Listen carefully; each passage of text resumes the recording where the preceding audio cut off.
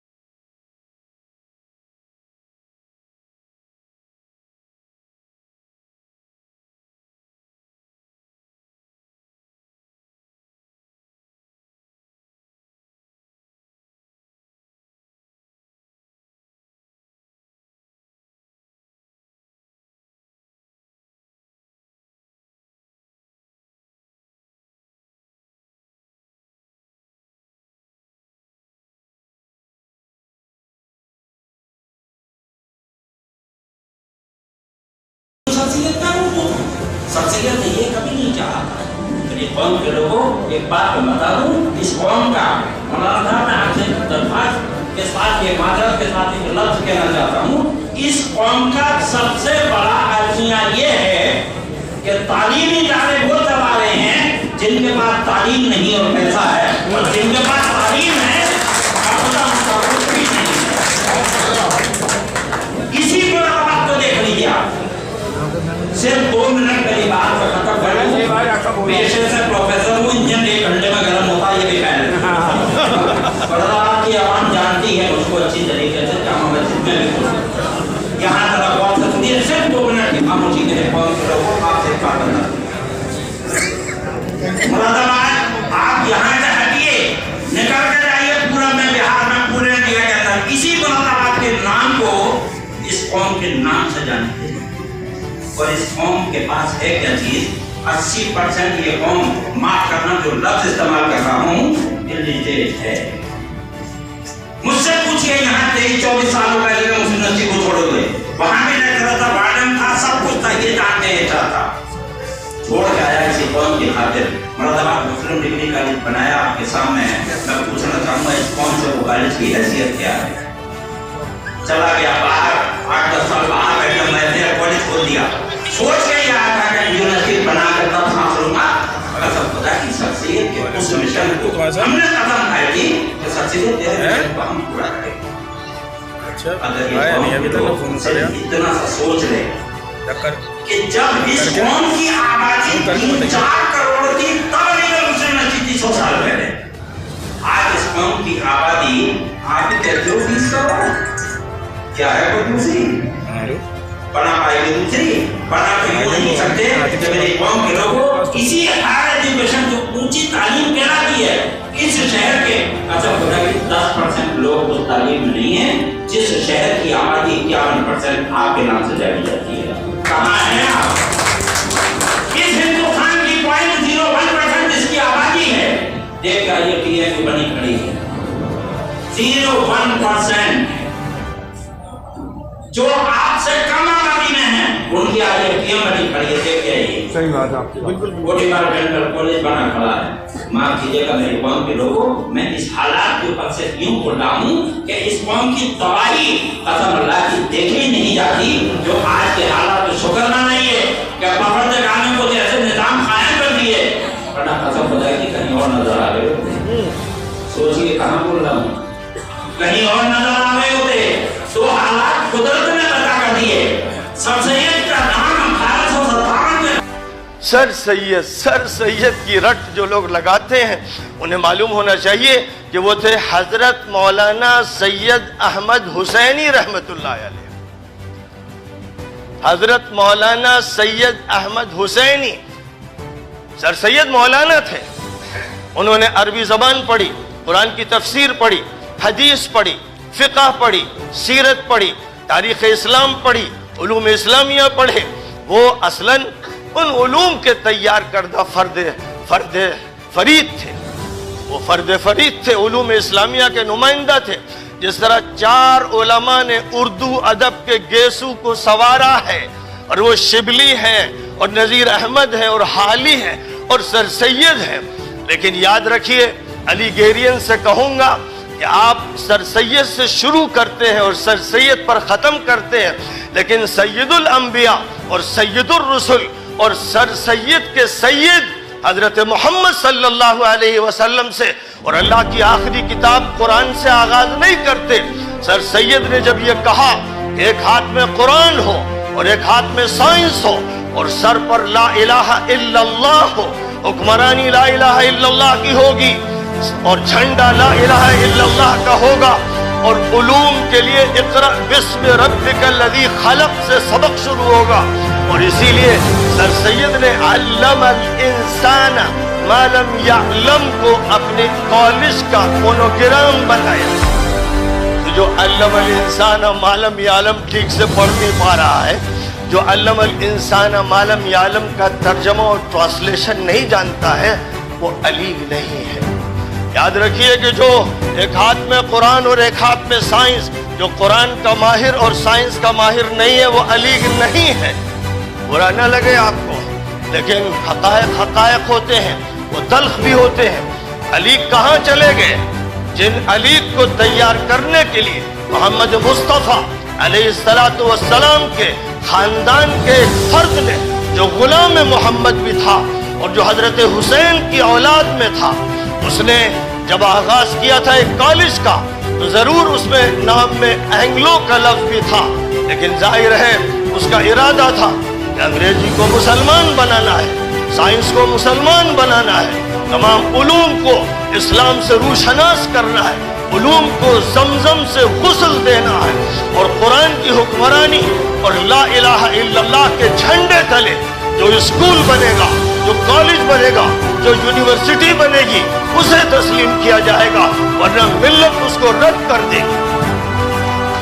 آج جو شروع ہوئی تھی وہ یہاں سے شروع ہوئی تھی, لیکن اکثر یہ ہوتا ہے کہ جو اصل پوائنٹ ہے اس پوائنٹ سے لوگ آگے بڑھ جاتے ہیں اور بات شروع کر دیتے ہیں 1817 سے, جب سید احمد حسینی پیدا ہوئے ایک حسینی گھرانے میں, اور پھر بات شروع کرتے ہیں 1898 کی, جب ان کی وفات ہو گئی. اور ظاہر ہے کہ یہ زندگی, اس زندگی کا ایک رخ تھا, جیسے حضرت مولانا محمد قاسم نانوتوی رحمۃ اللہ علیہ کی زندگی کا ایک فیصلہ تھا, ایک قرارداد تھی.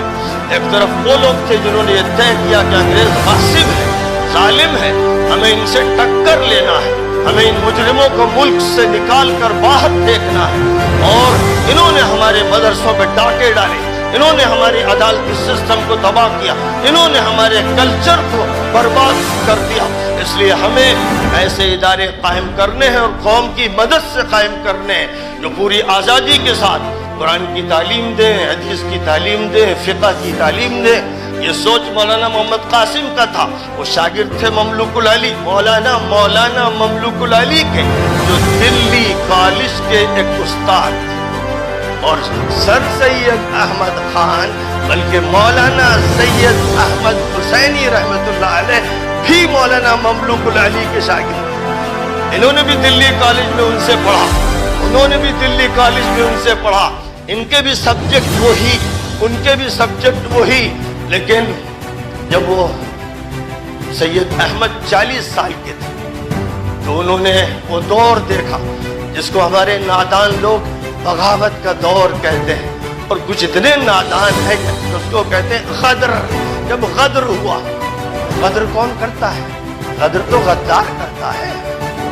اور باغی وہ کہلاتا ہے جو صحیح حکومت کے خلاف کھڑا. تو کیا مسلمان باغی تھے؟ انگریزوں کے باغی تھے؟ وہ انگریز, وہ لچے, وہ بدماش, وہ مجرم, اس ملک کی دولت کو لوٹنے والے اور اس کی ثقافت کو تباہ کرنے والے, کیا ان کی حکومت کے خلاف مسلمان بغاوت کر رہے تھے؟ مسلمان اپنی ملکیت لینا چاہتے تھے, مسلمان اپنا ملک واپس لینا چاہتے تھے. آج اگر لوگ اندولن کرتے ہیں, ریلی نکالتے ہیں, تو آپ کہیں گے کہ حکومت وقت کے خلاف یہ بغاوت ہو رہی ہے. ظاہر ہے کہ بغاوت نہیں. اور جو لوگ قدر کا لفظ بولتے ہیں بہت ہی نادان ہیں. ان کو تو چاہیے کہ ابھی مکتب میں ان کی تعلیم کا انتظام کیا جائے اور قرآنی نظام سے ان کو واقف کرایا جائے. حقیقت یہ ہے کہ مسلمانوں کی جو آخری کوشش 1857 میں تھی, اور وہ ایک مذبوحی کوشش تھی کہ جب کسی جانور کو ذبح کیا جاتا ہے تو تڑپتا ہے اور تھڑکتا ہے اور اس کا تیزی سے خون بہتا ہے. جب یہ وقت آیا 1601 سے 17ویں صدی کے آغاز سے انگریزوں نے اپنا سلسلہ تجارت کا شروع کیا. دھیرے دھیرے وہ قلعے بناتے چلے گئے, ہتھیار سپلائی کرتے گئے. وہ ٹیررسٹ تھے جو برطانیہ سے خفیہ طور پر ہتھیار لا رہے تھے اور اس ملک میں قلعے بنا رہے تھے اور اپنی فوج تیار کر رہے تھے. اور 1757 میں انہوں نے ہم سے بنگال چھین اور 1799 میں ٹیپو سلطان نے ان سے ٹکر لی تو انہوں نے ان کو شہید کر دیا اور کرناٹک و میسور اپنے ہاتھ میں لے لیا. اور سلطان ٹیپو شہید کی لاش پر کہا آج سے ہندوستان ہمارا ہے. اور پھر صرف 3-4 سال میں 1803 میں دلی کے لال قلعے پر انہوں نے اپنا جھنڈا لہرا لیا. یہ 1803 کی وہ تاریخ ہے جب دلی کی مسجد میں قرآن کا درس دینے والے حضرت شاہ ولی اللہ کے فرزند ارجمن حضرت شاہ عبدالعزیز صاحب نے یہ فتویٰ دیا کہ ہندوستان دارالحرب ہو چکا ہے، اب یہ انگریز حربی ہے، جنگجو ہے، تمام مسلمانوں پر فرض ہے، ہندوؤں پر بھی فرض ہے کہ وہ ان انگریزوں سے جنگ کریں۔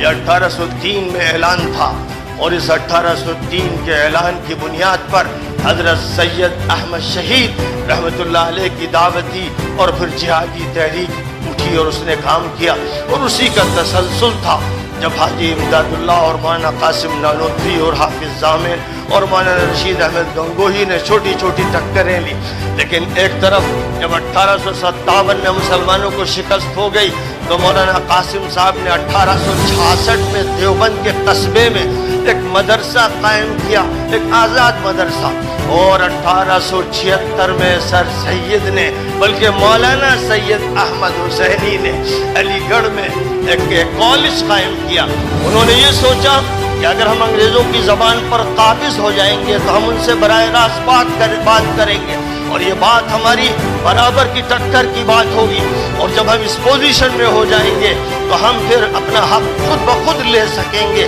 ہم اپنی ترجمانی کر سکیں گے۔ اس وجہ سے ایک طرف مولانا قاسم صاحب نے یہ فیصلہ کیا کہ ہمیں اپنے مدرسوں کے علوم کا تحفظ کرنا ہے، ایک طرف سید احمد حسینی نے طے کیا کہ ہم اس ملک کے نوجوانوں کو وہ علوم عطا کریں گے جن علوم پر آکسفورڈ اور کیمبرج والوں کو فخر ہے، ہم یہاں پر بھی ایک دوسرا آکسفورڈ قائم کر دیں گے، ایک دوسرا کیمبرج قائم کر دیں گے، ہم ان کا اسٹیٹس تعلیمی سطح کے اعتبار سے بلند کریں گے، اس کے ذریعے معاشیات کی بھی اصلاح کریں گے، اس کے ذریعے لغت اور زبان کی بھی اصلاح کریں گے، اس کے ذریعے سے ہم ان کے کلچر کو بھی ٹھیک کریں گے، اور ہم ایک ایسی قوم کو تیار کر دیں گے جو آگے چل کر جب انگریز اس ملک سے رخصت ہو تو وہ چارج لے سکے، پھر وہ گورننس میں ہو، جوڈیشیری میں ہو، مینجمنٹ میں ہو، اور اس ملک کی بات اپنے ہاتھ میں لے سکے۔ ایک نے وہ راستہ اختیار کیا اور وہ اس پر چلا، اور ایک نے وہ راستہ اختیار کیا اور اس پر چلا، دونوں کامیاب ہوئے۔ آج ہزاروں شاخیں دارالعلوم کی بھی ہیں ملک کے چپے چپے پر اور بیرون ملک، اور اسی طرح سید احمد حسینی نے جو کالج قائم کیا اس کو یونیورسٹی بننا مقدر تھا، وہ یونیورسٹی بنی، اور ایک تعلیمی اور ادبی تحریک وجود میں آئی جس کے نتیجے میں سینکڑوں اسکول قائم ہوئے ہندوستان میں، کیرالہ سے لے کر کشمیر تک اور بمبئی سے بنگال تک بے شمار اسکول وجود میں آئے۔ آج ضرورت ہے کہ مراد آباد میں گلشن اسکول نہیں بلکہ مراد آباد میں علی گڑھ مسلم یونیورسٹی کا ایک مصنع تیار کیا جائے، ہر 100 200 300 میل پر ایک یونیورسٹی کا قیام ہونا چاہیے، اور اچھے سے اچھے کالجز کو قائم کرنا چاہیے، اور اس تعلیم کے قافلے کو پوری قوت کے ساتھ لے کر آگے بڑھنا چاہیے۔ یاد اس طرح کرے کہ جو انہوں نے اس وقت کام کیا، مختلف کالجز قائم کیے، خود مراد آباد میں گلشن اسکول قائم کیا، اب ضرورت ہے کہ اس تحریک کے نقش قدم پر چلتے ہوئے ہر شہر میں ایک اچھا کالج قائم کیا جائے، اسکولوں پر جال بچھایا جائے، اور بڑے شہروں میں ایک ایسی یونیورسٹی قائم کی جائے جس میں ہر اسٹوڈنٹ کے ایک ہاتھ میں قرآن ہو اور ایک ہاتھ میں سائنس ہو، اور سر پر باقی لا الہ الا اللہ۔ یہ جو پیغام تھا سر سید کا، اور انہوں نے قرآن کی ایک آیت کریمہ علم الانسان ما لم یعلم، اللہ نے سکھایا انسان کو جس کو انسان نہیں جانتا تھا، یہ جو بات انہوں نے کہی اور مونوگرام میں اس آیت کو لکھا۔ ضرورت اس بات کی ہے کہ ہر طالب علم، ہر علی گڑھ کا طالب علم اس تحریک سے جڑا ہوا ہے وہ اس آیت کو بھی یاد کرے اور اس پیغام کو یاد کرے، اس کی ضرورت ہے۔ میں اس موقع پر چاہوں گا کہ جو مراد آباد ہے یہ بات طے کر لیں کہ مراد آباد میں ہم ایک یونیورسٹی قائم کریں۔ سر ایک سوال یہ ہے کہ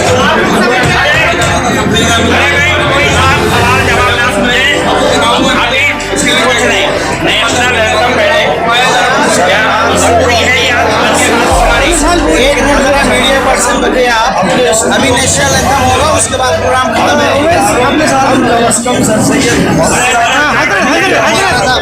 آپ صوفی اسلامی بورڈ کا سمرتھن کرتے ہیں، اپنی آئس کا سمرتھن کرتے ہیں،